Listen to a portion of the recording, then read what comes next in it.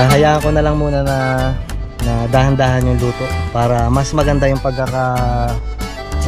lapat ng init, para mas timbang yung luto. So, napakadami ng nagdadaan ng mga nagra-rides, ay iba tumitigil. So, napapatingin dito sa ating tarp. So ayun na, isang senyales na summer na at nag-uumpisa na kasing dumami yung mga nagra-rides. Whew.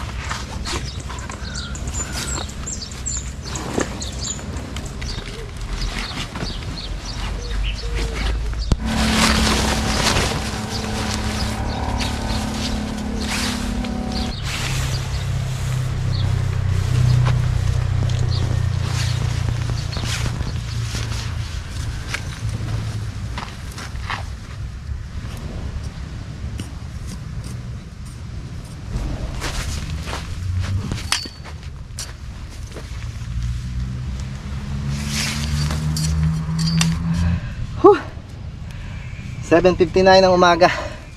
Kanina pa ako dito siguro 30 minutes na nakakalipas. Medyo nahirapan ako sa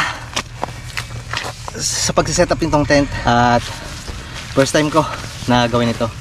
Hindi ko alam kung anong tawag dito sa setup ng tent ko, pero para sa kagaya ko na first time lang na set up nitong tent or nakapag-set up nitong tent, ay masasabi kong pwede na pagtiyaga.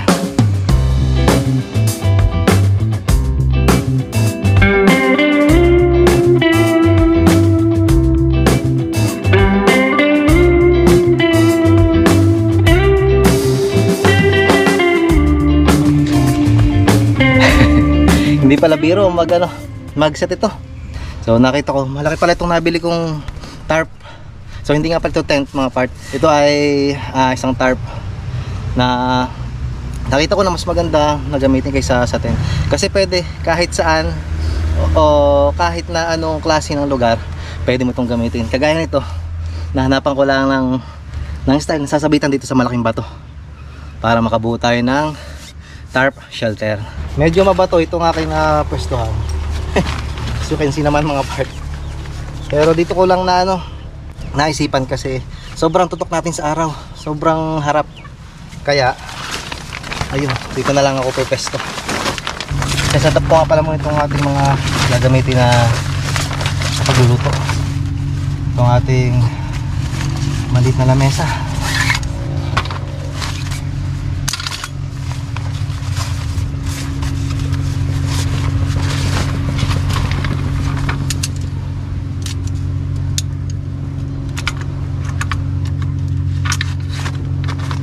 Mag-almusal muna ako mga part at magpapainit ng tubig para makapagkape kasi wala pa akong almusal. Mag-almusal muna. So ano na bang oras na? 8:11 ng umaga at sobrang init na dito. Ano bang petsa ngayon? January 26, araw ng linggo. Ayan, January pa lang pero ramdam na ang init dito.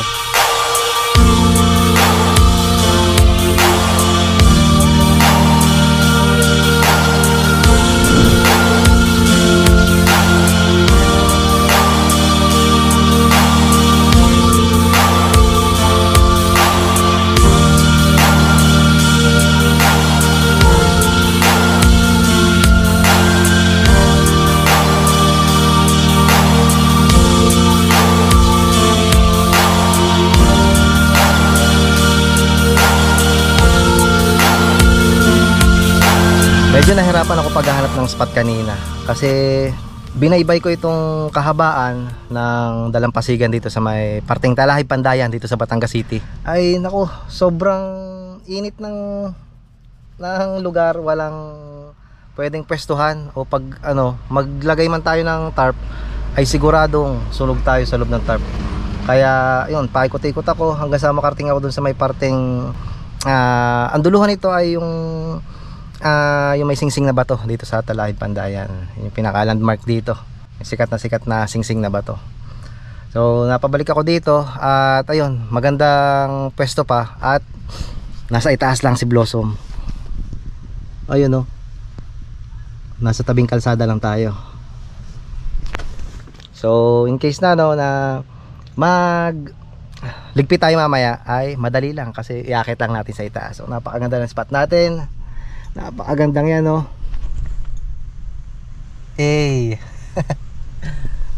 ayun.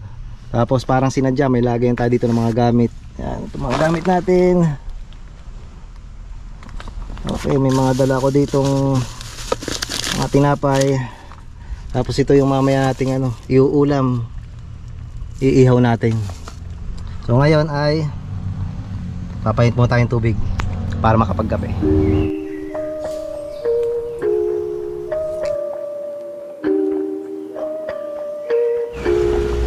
Okay.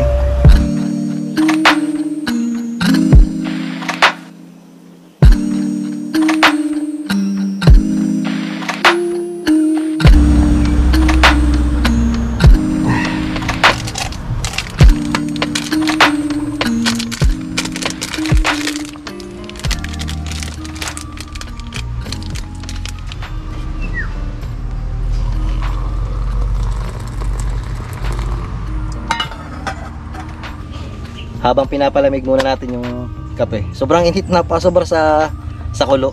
Naulit ko nga pala nung last upload ko. Pero mga 1 linggo na yun mahigit siguro bago ko may upload ito. Pasensya na nga pala mga part at medyo natagalan tayo sa pag-upload kasi madami pang ganap. Syempre may trabaho ako. Tuwing linggo lang tayo nakakapag ikot-ikot, nakakapagawa ng video. Kaya medyo limitado ang ating galaw. Pero tingnan natin soon. Malay ninyo mag tuloy-tuloy ang ating pag-upload. Pero sa ngayon ay ganito lang muna mga part. Pero looking forward naman mga part na banda-banda dyan na tayo ay makakapag siguro every other day. Gusto ko kasi yun. Kahit ako man ay adik na adik akong gumawa ng video. Hindi lang sa yung gusto kong makapag-upload nga na ganyan, kasi itong ginagawa kong pagbibideo ay kumbaga nakahiligan, masaya ako sa aking ginagawa. At naulit ko nga pala nung huling upload na nasabi ko na more on ang ating mga video or mga video ko na i-upload ay yung may nakikita tayong dagat. Kaya naisipan ko na bilang bawi sa 1 linggo mahigit na wala akong upload ay dagat ang ating pinuntahan mga part. Kaya nga lang mas ibang ibang atake kumbaga, kasi iba doon sa nakikita ninyo na motor ang nakikita nyo sa ating harapan at saka kalsada. So ngayon wala ata akong maipakita motor mga part yun, kundi yung mamaya nasa itaas si Blossom. Gusto ko muna yung medyo kalmahan ang dating, kumbaga yung tahimik ang datingan.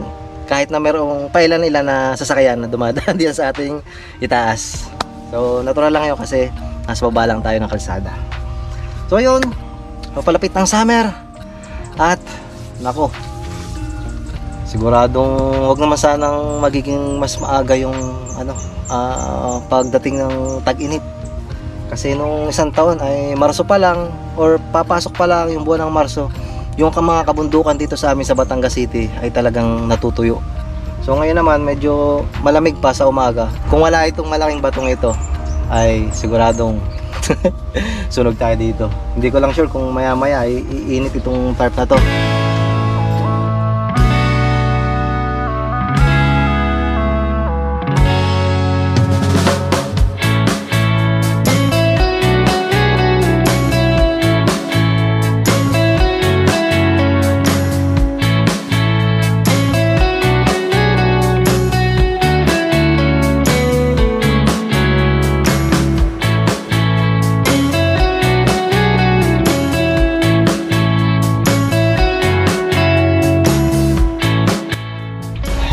relax.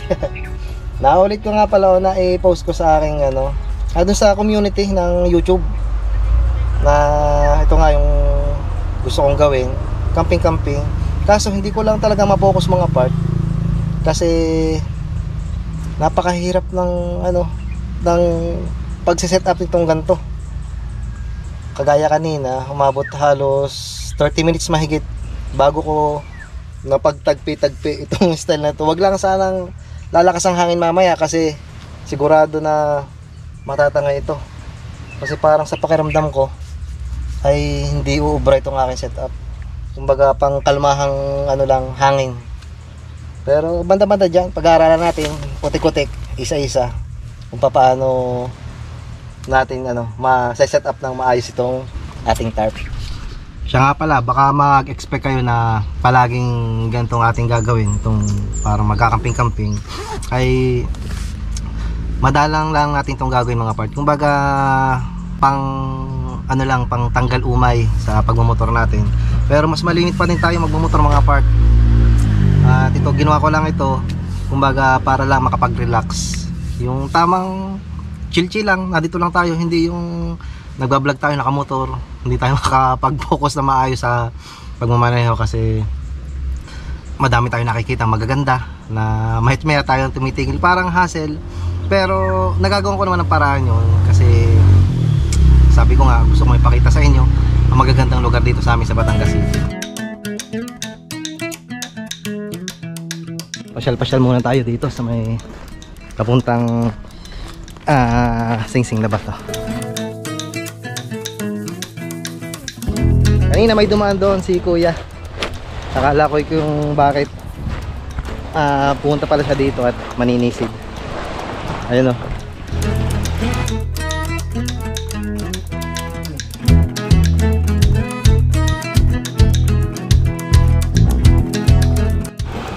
Ano kaya nakukuha doon?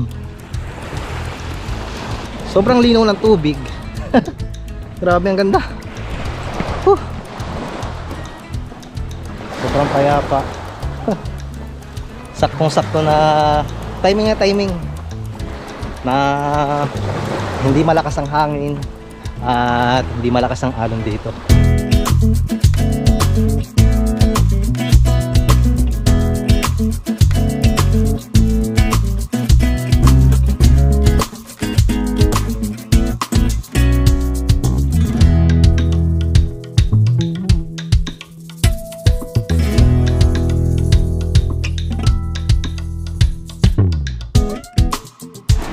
Mababa ang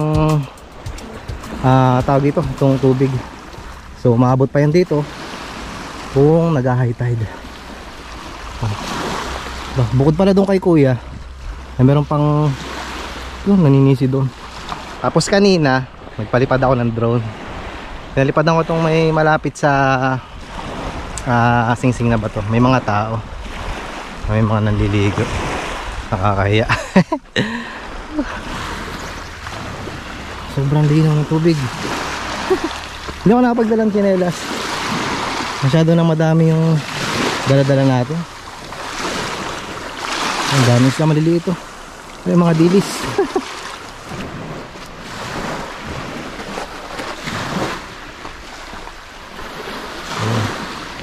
Mga nagano doon. Doon pala masarap ang mesto. Tapos yan, Singsing na Bato. Hey. Tapos ang kagandahan dito, ang daming mga parang isla. Sa doon, saka sa doon. Tapos doon sa likod ng Singsing na Bato madami pa. Ito maganda din spot ito. Mag-iingat lang oh. Hindi naman siguro yung babagsak. Pero ito ang tanong dyan, saan ang galing itong mga malalaking batong ito? Itong nasa baba. Ayan o. Hindi gagaling dyan sa itaas. Tabi-tabi po. Kung ano naiisip.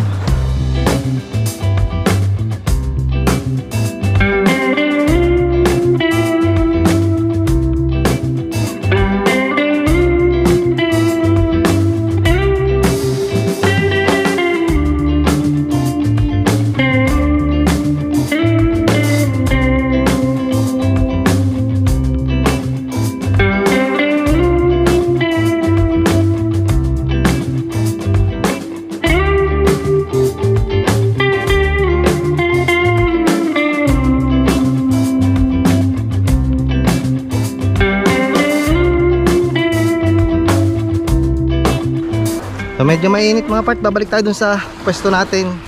At time check 9:15 ng umaga. Medyo maghahanda na akong magluto. Nagdala ko ng mailutong kanin at saka mag-iihaw-ihaw tayo ng tawag ito, ng isda. So sana nga lang, ay nakapatong nga lang pala dun sa may sa may lamesa natin, baka may makadaang aso.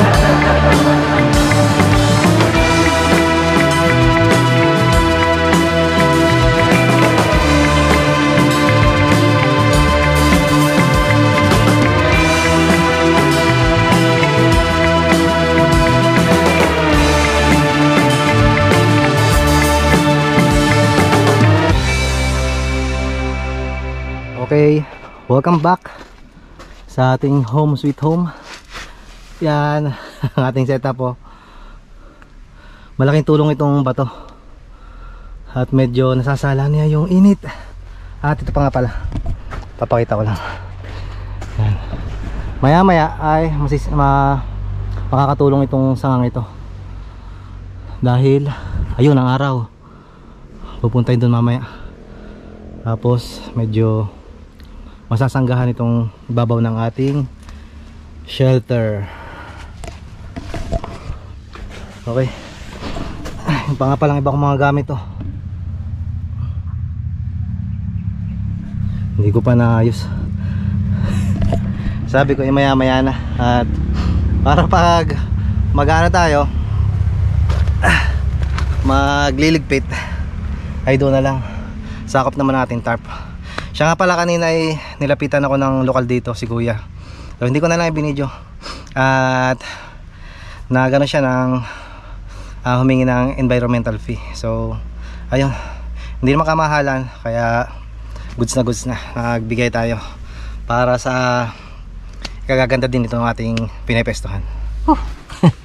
Medyo napagod ako doon sobrang init at saka medyo may kalayuan. Alam nyo naman na hindi tayo sanay sa lakadin. Yun ang kinasama ng laging nagmumotor. Kaya kayo mag-exercise din kayo, mga mahilig sa motor. So ano bang oras na? 9:22 ng umaga ay mag-uumpisa na akong mag-prepare ng ng sinaing natin na kanin. So magluluto na ako. Medyo maaga pa, pero kailangan mas maaga yung paggagawa natin kasi hindi ko sigurado kung gaano katagal natin mailuto yung ating kakainin para sa tanghalian. Ang tanong, kung maluluto na maayos, masusunog o magiging lugaw? Bahala na. So wala nang hugas-hugas, diretso na to.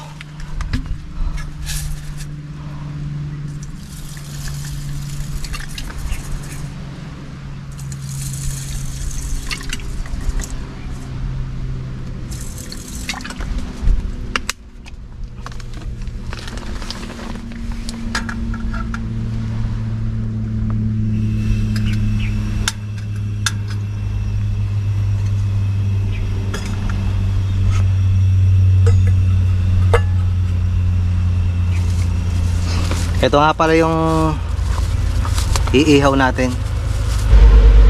Medyo maingay mga truck yung dumadaan. Namalengke kami nung isang linggo ni mami, na nag-iista kasi kami tuwing linggo ng mga pangulam sa buong linggong dadaan.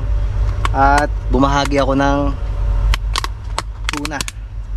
Ayan, frozen pa yan kanina, pero medyo na tawag dito, na defrost na.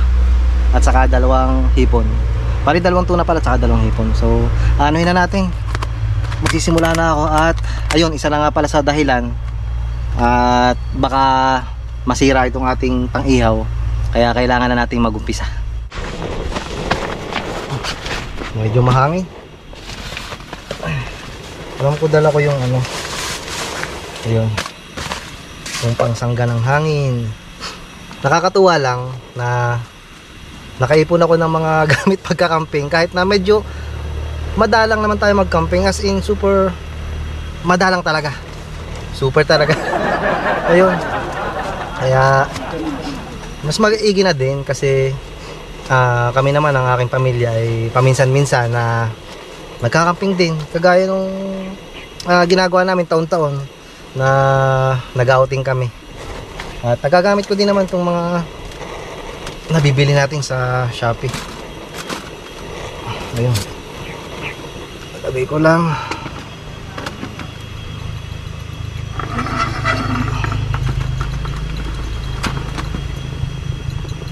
Biglang matatapon.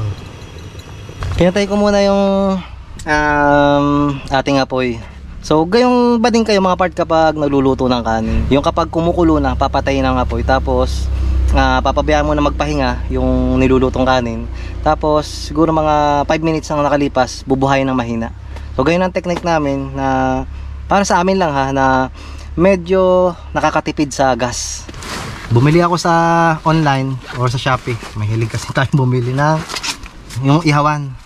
Natuwa lang ako. Nakikita ko din lang sa mga pinapanood ko ng mga nagkakamping. So medyo natuwa naman ako. At ayun, nagdala nga pala ako ng posporo.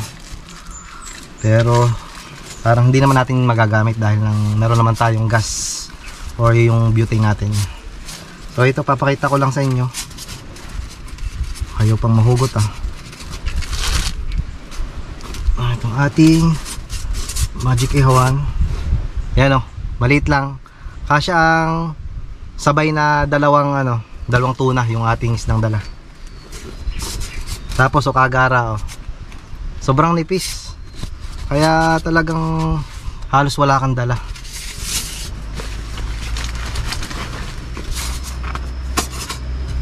So pagdating ito sa bahay ay tinesting ko na kung papaano yung magiging itsura. Parang nakalimutan ko na naman. Ayun, ganito. Tapos ayun, nakakapanghinayang lang. At maya maya pagkatapos nating mag-ihaw, siguradong mauling to. Ito ang ating pargan. At ito, syempre nabili din natin sa online itong uling natin. So natesting ko na ito agad-agad pagkadating ng parcel sa bahay. Tinesting ko. Kaya bukas na tong isa. So ito yung sobrang bilis lang na gamitin, na lagyan mo lang ng ng kahit konting apoy, kahit sa isang side lang ay dire-diretso na siyang apoy. Kaya sa palagay ko maganda to. At saka tinesting ko mainit, kaya siguro okay to. Kaya ang binili ko ay isang kahon agad.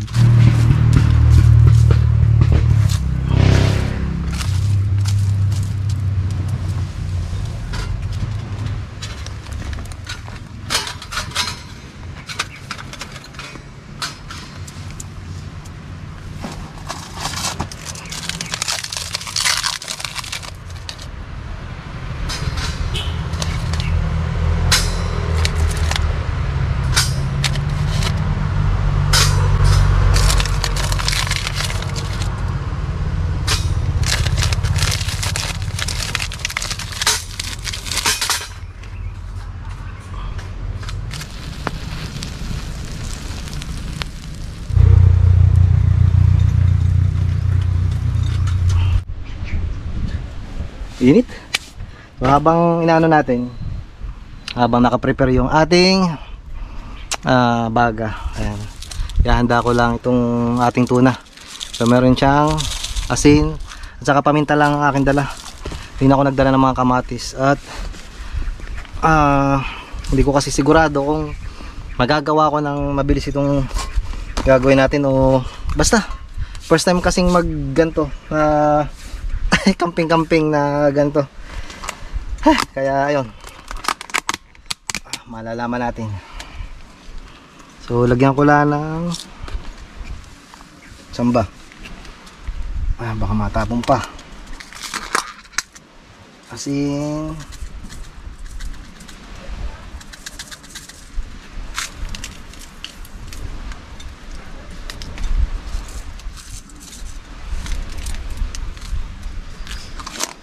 Isa-isa lang. Kaya, mahuli ko ya? Wala na. Kakaunti.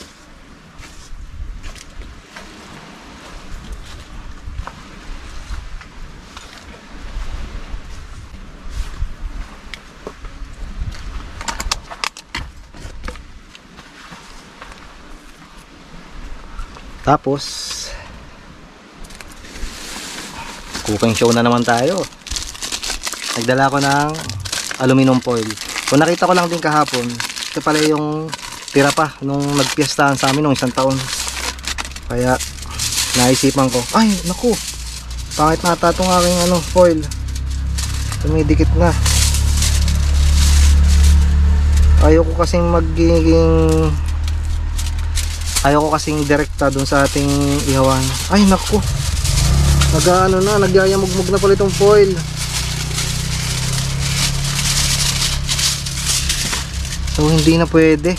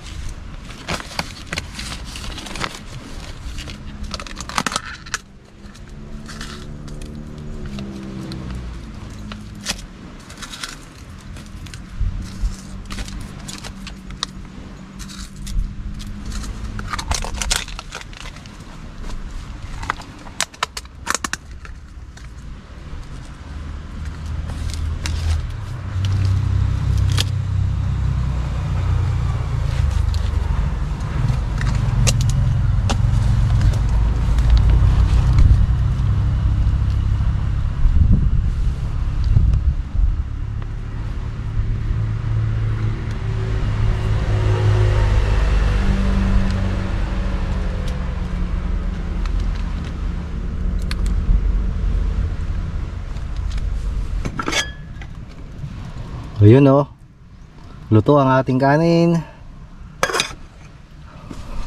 Naayon sa plano.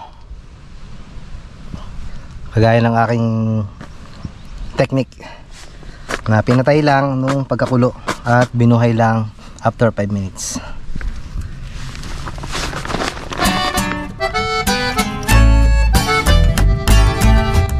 Hahayaan ko na lang muna na dahan-dahan yung luto para mas maganda yung lapat ng init, para mas timbang yung luto.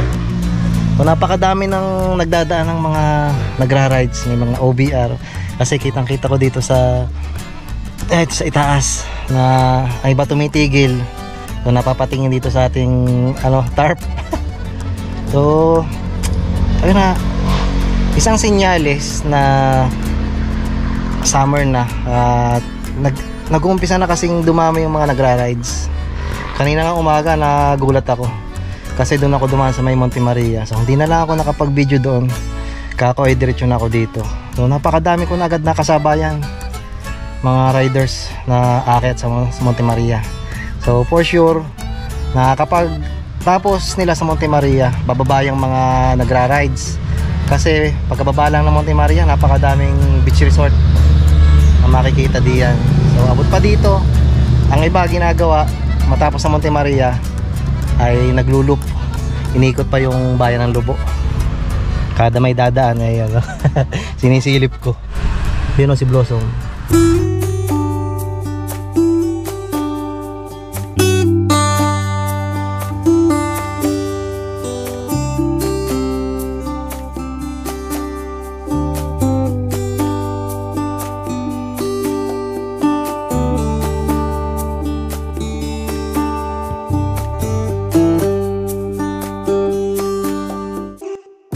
Okay, time check. Alas 10 na ng umaga. At hinihintay pa din natin maluto itong ating iniihaw. So hindi naman tayo nagmamadali. Maganda yung pinakahulab ng kanyang init. At nilagyan ko na din ito para solid yung init dito. So nakakulong lang. Ito naman kanin natin ay hinihintay na lang yung ating ulam. Para sa ganon ay ayun, makakain tayo. So ang ganda ng pwesto dito. Itong mga pwestuhan. Ayan. Tapos may mga nagluluto din dito. Ayun.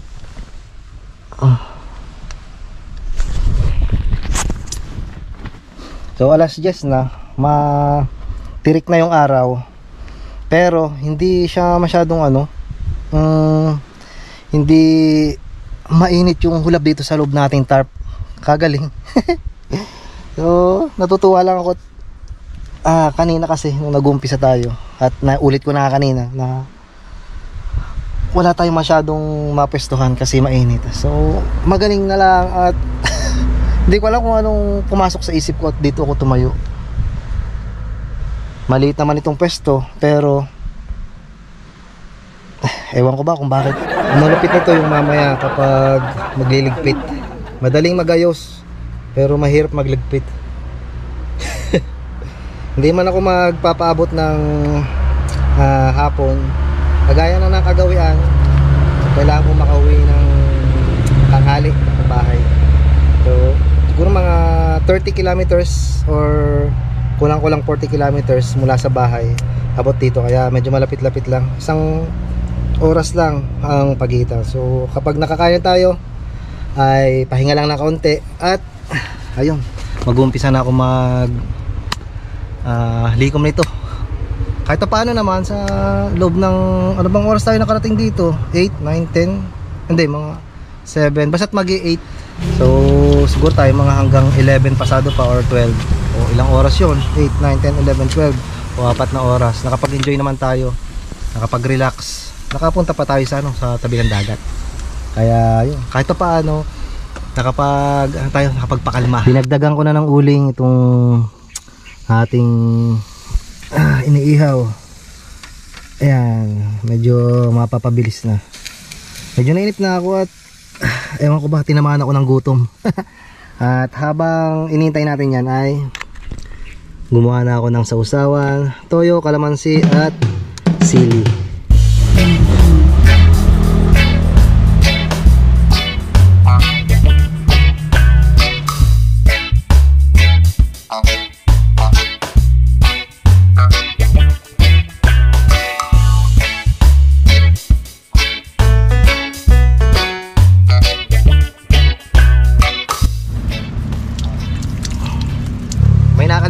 Kanina wala nga pala akong dalang kutsara, pero wala namang problema yung kasi sanay naman tayong magkamay sa pagkain. So medyo lumamig na nga yung ating kanin, no? Okay. Medyo matigas-tigas na konti pero okay naman. Hindi naman kasi natin mape-perfect itong magawa ng gantong kanin kapag dito sa mga gantong lugar. Hindi kagaya pag sa bahay may tinatakal pa o kaya ginaganon pa. So dito ganito lang. So ayos Habang kumakain na dito lang kumukuha ng mga pang-ulam. So ang ganda ng pagkaka-ihaw natin sa tuna. Tapos sausaw natin sa toyo. Oh, sarap, ang hanghang. Kain kayo.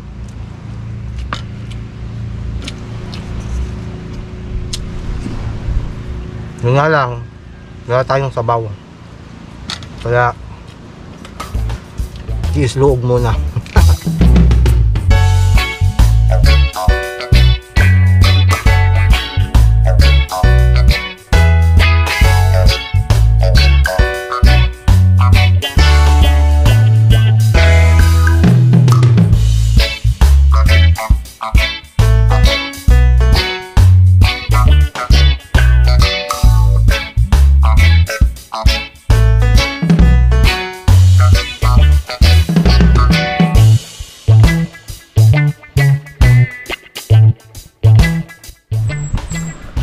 Ubus. Okay. Nabusog ako doon. Sarap nung nung tuna. Ay, salamat nga pala kay Mami at pinayagan akong bumahagi nung pangulam na dapat sa amin yun. Sabi ko ay pabahagi ng mailuto ko lang pagka nagantong nagcamping.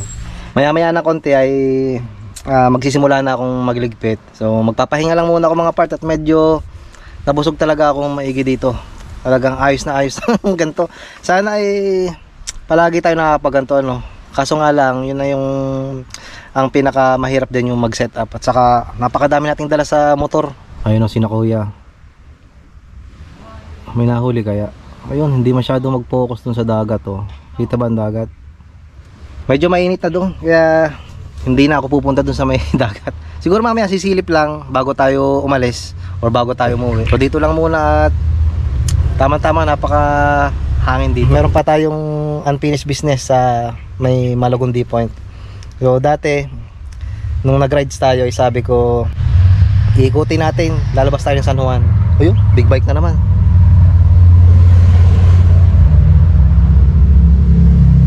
Parang tunog mga Harley.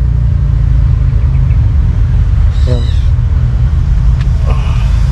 Sabi ko dati ay ikutin ko ang labas sa San Juan. So hindi ko na natapos kasi doon na tayo sa Malagundi Point na napatigil kasi medyo masama yung panahon noon, parang uulan sa parting San Juan, kaya hindi na ako dumiretso.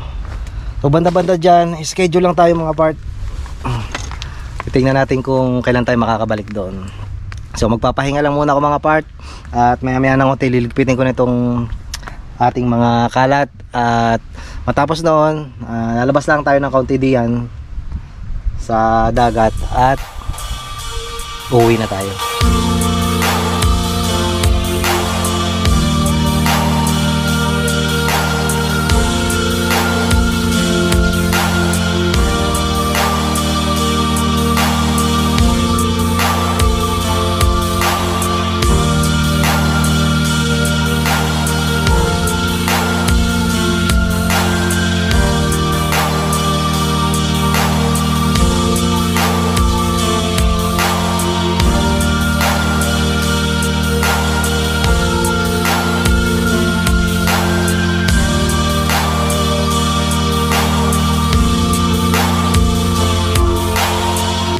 Bago tayo mag-umpisa magligpit ay papasilip ko ulit itong ganda ng dagat dito mga part.